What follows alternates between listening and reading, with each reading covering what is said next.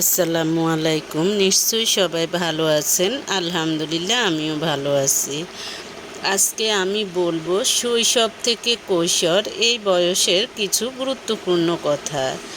অনেকেই কি করে, যখন সন্তান এসএসসি পাস করে, হ্যাঁ সবাই চায় যে একটা ভালো স্কুল কলেজে ভর্তি করাবো, তারপর হোস্টেলে থাকতে দেয়।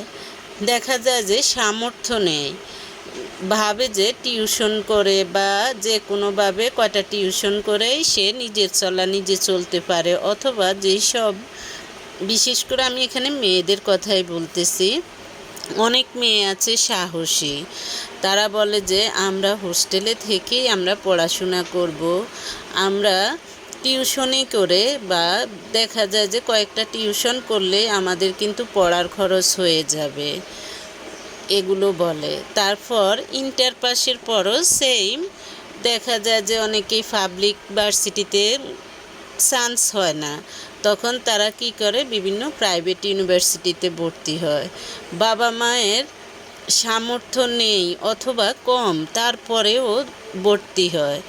এরপরে কি করে, দেখা যায় যে বাবা মাকে বলে যে আমরা টিউশনি করতেছি, টিউশনি বা প্রাইভেট পড়িয়ে আমরা আমাদের খরচ জোগাড় করতেছি। আসলে কিন্তু বিগত কয়েক বছর যাবৎ, বিগত বলতে কি এখন হয়তো বা ধরা পড়তেছে কয়েক বছর যাবৎ, এগুলো আগেও ছিল।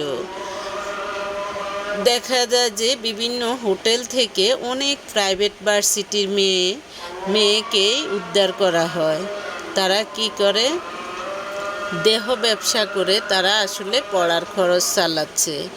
বাড়ি থেকে তারা আনার মতো তাদের ওই ধরনের অ্যাবিলিটি নেই, বা বাবা মায়ের দিকে তাকালে তারা পারে না, তাই তারা এগুলো করে, এইসব অনৈতিক খারাপ কাজ করে তারা পড়ালেখার খরচ চালাচ্ছে।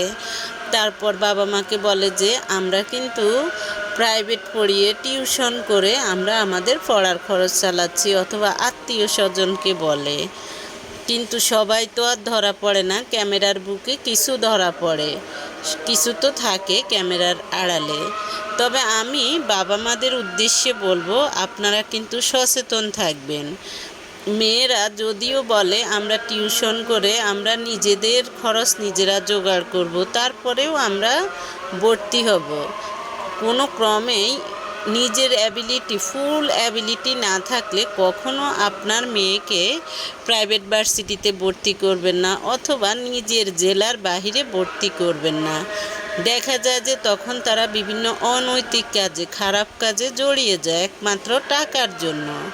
আর এই টাকার নেশা যখন পেয়ে যায়, খারাপ কাজ করে টাকার নেশা পেয়ে যায়, এরা কিন্তু লোভী হয়ে যায়। তখন এরা হাজব্যান্ডের সংসারেও কিন্তু দেখা যায় যে তাদের মন বসাতে পারে না।